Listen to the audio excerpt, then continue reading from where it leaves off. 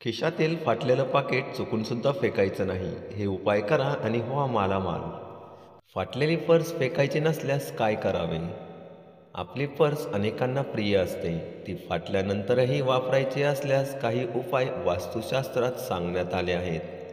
आपली पर्स किंवा आपलं पाकीट अनेकांना प्रिय असतं. काहींना त्यांचं पाकीट अत्यंत शुभ ठरलेलं असतं. काहींच्या त्या पाकिटासोबत काही आठवणी असतात. मात्र कालांतराने हेच पाकीट जुनं होत जातं आणि ते फाटतं. आता इतक्या भावना जुळलेलं ते पाकीट काहींना फेकणं अत्यंत जीवावर येतं. मात्र फाटलेलं पाकीट तुम्हाला दरिद्री करतं हे माहीत नसल्याने काही जण संकटात सापडतात. अशात नवं पाकीट खरेदी करून जुनं घरात ठेवायचं असल्यास वास्तूमध्ये काही उपाय सांगण्यात आले आहेत. ते उपाय केल्यास तुमच्यावर लक्ष्मी माता प्रसन्न राहील. चला तर मग आता हे उपाय कोणते आहेत ते पाहूयात. जर तुम्हाला तुमचं जुनं पाकीट ठेवायची इच्छा असेल तर ते पाकीट नीट शिवून घ्या आणि ते पाकीट वापरा. मात्र फाटलेलं पाकीट कधीही वापरू नये.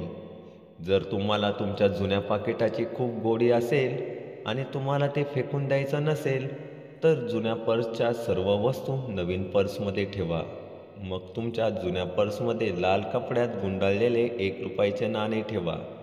असे करणे वास्तूमध्ये शुभ मानले जाते. त्यामुळे धनाची देवी लक्ष्मीचा आशीर्वाद कायम राहतो. जर तुम्हाला वाटत असेल की तुमचं जुनं पाकीट तुमच्यासाठी भाग्यवान आहे तर ते अजिबात फेकू नका आणि पाकीट कधीही रिकामं ठेवू नका. वास्तूनुसार पर्समध्ये आपट्याचे पान ठेवल्यास आर्थिक समस्या दूर राहतात.